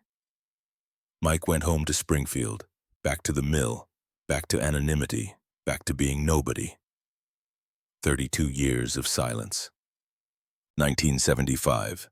Mike was 56. Gray hair, reading glasses for small print, hands scarred from decades of mill work. Retired now. Pension barely enough to live on, but enough. Social Security, savings, getting by, September afternoon, warm, late summer. Mike was in his garage fixing a neighbor's lawnmower when a car pulled up. New Buick, well-maintained, expensive. Driver stepped out, man in his mid-30s, well-dressed, blue suit, tie, carried himself with military bearing though he wore civilian clothes. "Are you Mikhail Arazian?" Mike looked up from the lawnmower, oil on his hands. "Who's asking?" "My name is Robert Bricker, Jr. My father was Captain Wendell Bricker, your pilot." The wrench slipped from Mike's hand, clattered on concrete, the sound loud in the quiet garage. "Wendell," Mike's voice rough. "How is he?" Robert's expression answered before his words did, the slight downturn of his mouth, the sadness in his eyes. "He passed last month, cancer. VA hospital in Boston. Fought it for 2 years, but he lost." Mike sat down on a workbench, felt suddenly old. Wendell had been 32 during the war, would have been 63 now. Too young, too goddamn young. "I'm sorry," Mike said, meant it. "He wanted me to find you." Robert pulled an envelope from his jacket. He wrote this. Asked me to deliver it personally. Spent his last week writing letters. This one was for you. Mike took the envelope, hands shaking slightly, opened it, recognized Wendell's handwriting, shaky from illness but still legible, still recognizably his. The letter read, "Mike. You saved my life 14 times, once for each mission we flew together, but the life I'm most grateful you saved is the one I didn't know about yet. My son Robert was born in 1940. If you hadn't kept us alive over Kassel and Stuttgart and all those other missions, he wouldn't exist. He has 3 children now, Sarah, Michael, and Jennifer. That's 4 lives from your 14 missions. Multiply that by the 750 men your tactics saved. Do the math you're so good at. That's thousands of people alive today because you broke the manual. Because you trusted numbers over orders. I never thanked you properly. Got busy with life, flying for Pan Am, raising Robert, living the life you made possible. So thank you. For everything. For keeping us alive, for changing the way we fight. For being the stubborn bastard who knew better than the generals. Your pilot, Wendell Bricker. Mike read it twice, couldn't speak. Tears blurred his vision. Robert said, he told me stories about Kassel, about the 4 kills in one mission, about you firing at 900 yards when Doctrine said 600, about how you changed everything, saved everyone. I just did what made sense. My father said you'd say that. Robert smiled, sad but genuine. He also said you were the bravest man he ever knew, and the most stubborn. Said those 2 things are what kept us alive. Your father was a good pilot. He was a good father, too. Because of you, I got to have him. Robert pulled out his wallet, showed photos. These are my kids, Sarah, Michael, and Jennifer, 8, 6, and 4. Mike looked at the photos, 3 children who existed because he'd broken a manual 32 years ago. Because he'd trusted mathematics over authority. Because Jake's death had driven him to question everything. Your dad named his son Michael, after you. Didn't you know? Mike shook his head. Had no idea. Wendell never mentioned it. He wanted you to know something else, Robert said. After the war, he became a commercial pilot again. Flew for Pan Am for 28 years. He said every time he landed safely and he made over 10,000 landings, he thought about you. About how you'd kept him alive long enough to have this career, this family, this life. Robert handed Mike another envelope, thicker. This is from all of us, the children and grandchildren and great-grandchildren of the men you saved. We tracked down as many as we could, asked them to write. Mike opened it. 73 letters, different handwriting, different cities, different lives, all saying the same thing. Because of you, my father came home. Because of you, I was born. Because of you, our family exists. My grandfather never talked about the war, but before he died, he told me about a tail gunner who saved his life. Thank you. 73 letters, 73 families, probably hundreds more who didn't write or didn't know or couldn't be found. The mathematics of saved lives extended across generations in ways Mike had never calculated. He'd thought about the 750 men, the immediate lives preserved, but he'd never multiplied forward, never considered children and grandchildren and great-grandchildren, the exponential mathematics of survival, thousands of people alive, breathing, living, having families, building careers, existing, because one kid with a broken gun sight refused to accept doctrine. Mike started crying, first time since the war, 31 years of held grief breaking through like a dam bursting.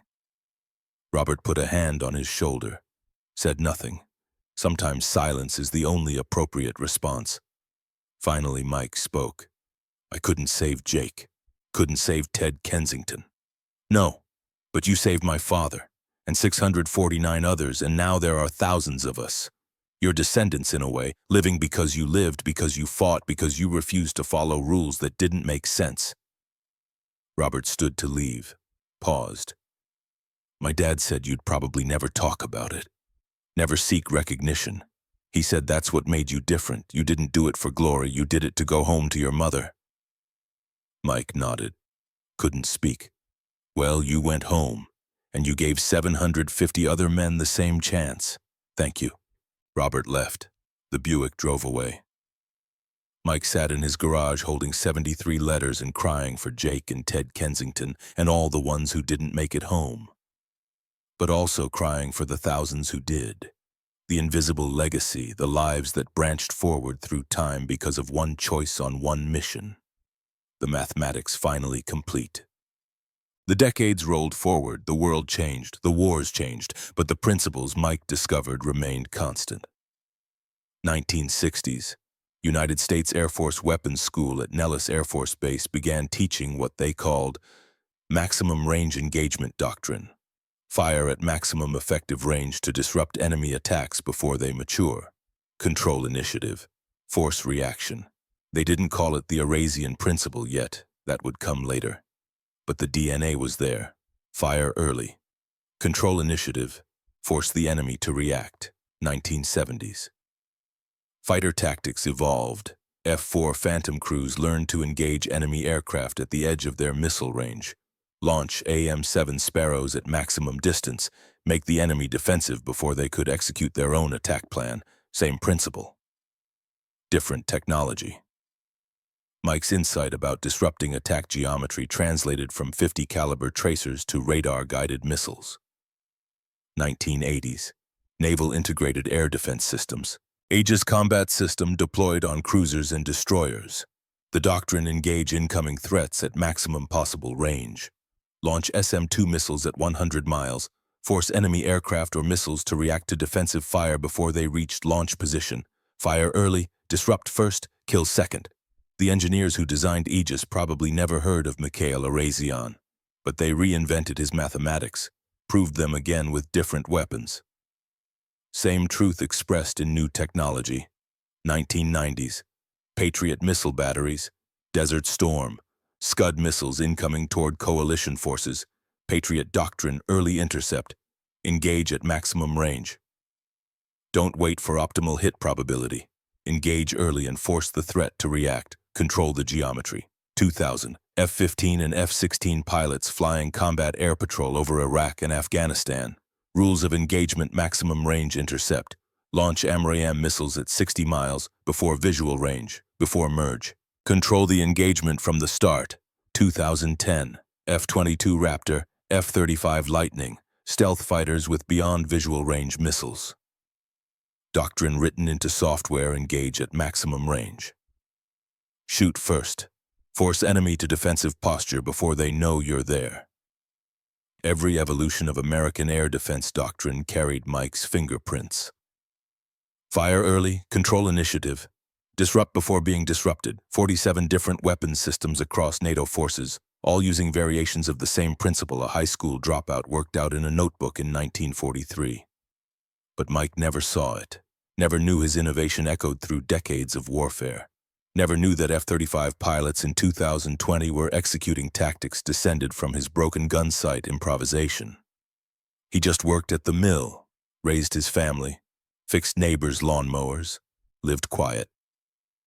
February 17, 1990. Mike died at age 70. Heart attack. Quick. Painless. He was in his garage fixing a neighbor's snowblower. Just collapsed. Gone before the ambulance arrived. The obituary in the Springfield Republican ran 3 paragraphs. Mikhail Arazian, 70, retired machinist, survived by wife Maria, children Michael, Thomas, and Rebecca, 7 grandchildren. Veteran of World War II, served as aerial gunner with 8th Air Force in England. Services Friday at St. George's Orthodox Church, in lieu of flowers donations to veterans of foreign wars post-1452. No mention of 17 kills. No mention of 750 saved. No mention of changing aerial warfare doctrine. No mention of being America's highest-scoring bomber gunner.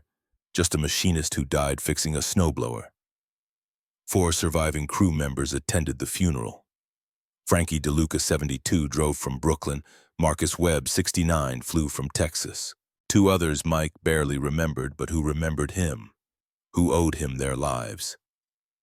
They stood at the graveside in St. George's Orthodox Cemetery. Watched the casket lower.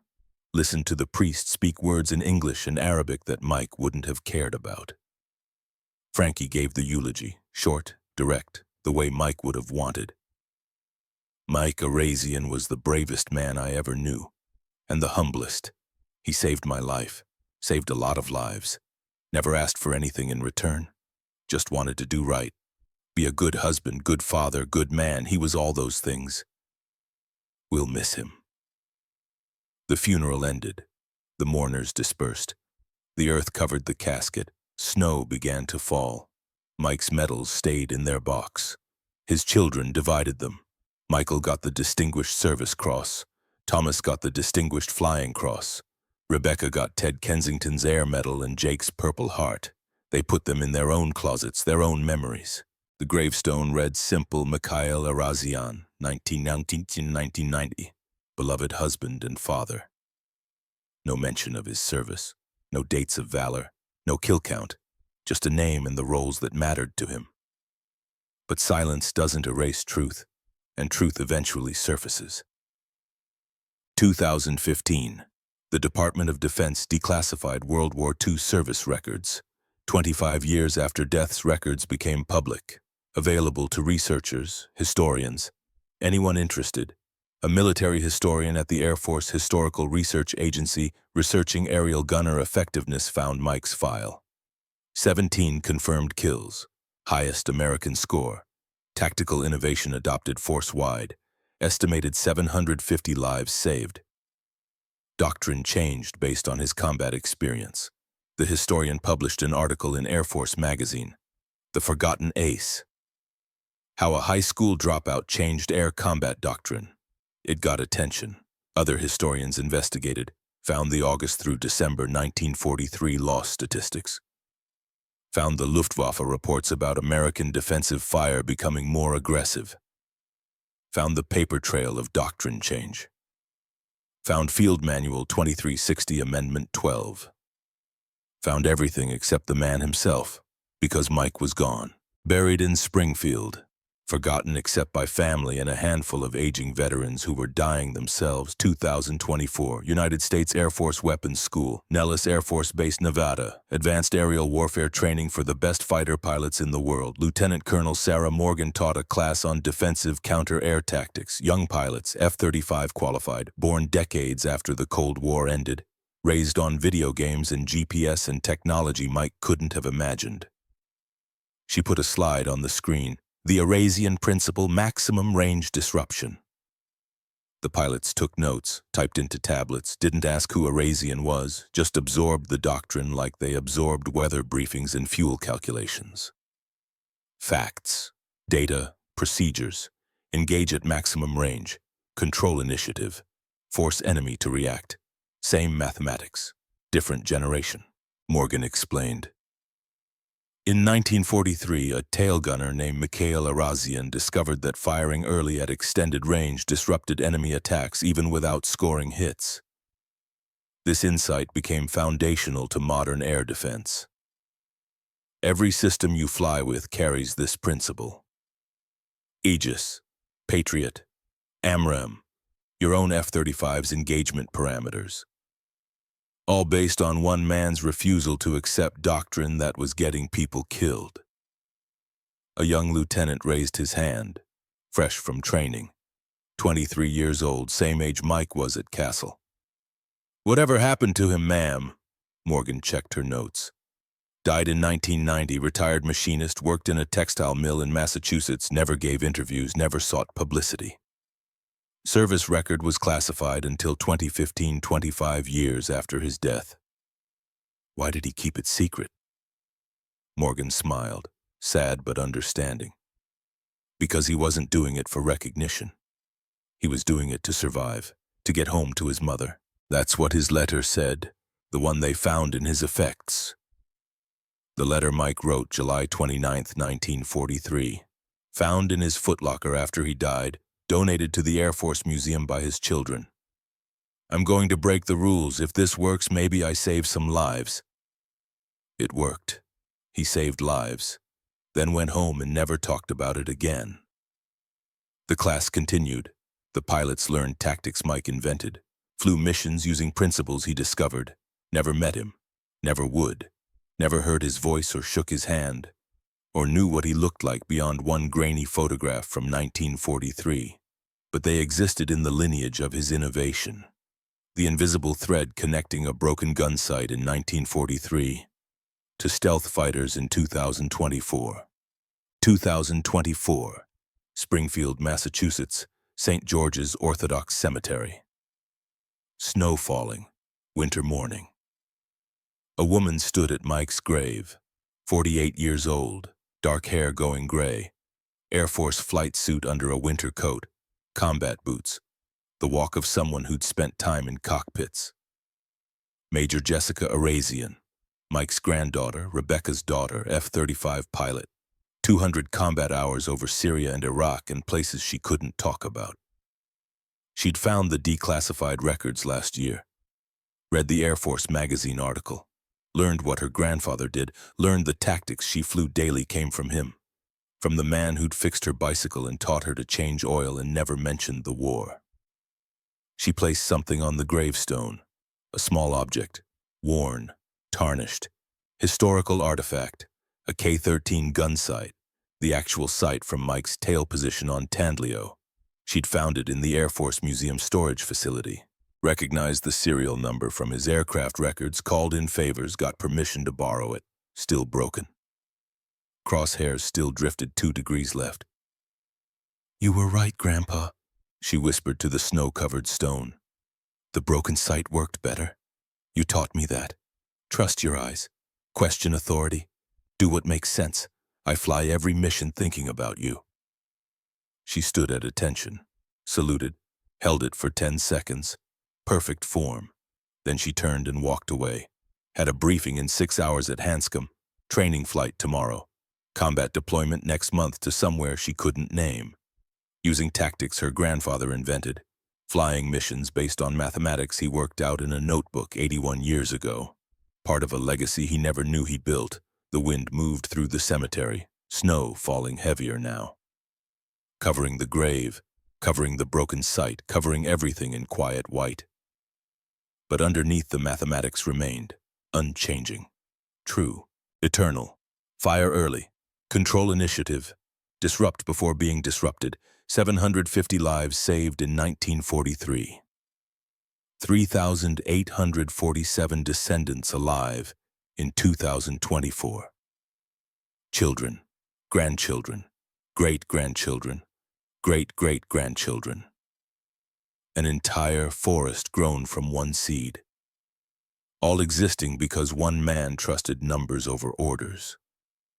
All living because Mike Arazian looked at a broken sight and thought, maybe broken is better. Maybe the manual is wrong. Maybe I should trust my eyes. The numbers don't lie. They never do. And in the end, that's all that mattered. Not the medals collecting dust in closets, not the recognition he refused, not the fame he avoided or the legacy he never knew he built, just the mathematics. Cold and pure and true and indifferent to everything except results. 17 kills, 750 saved, 3,847 lives extended forward through generations. Thousands more using tactics he invented. Millions protected by systems based on his insight. One broken sight, one broken doctrine. One unbroken refusal to accept that the manual knew better than his eyes. Mike Arazian went home to his mother in 1944, just like he promised, just like he wanted. And because he did, 750 others went home too. That's the only number that ever mattered to him. The rest was just arithmetic.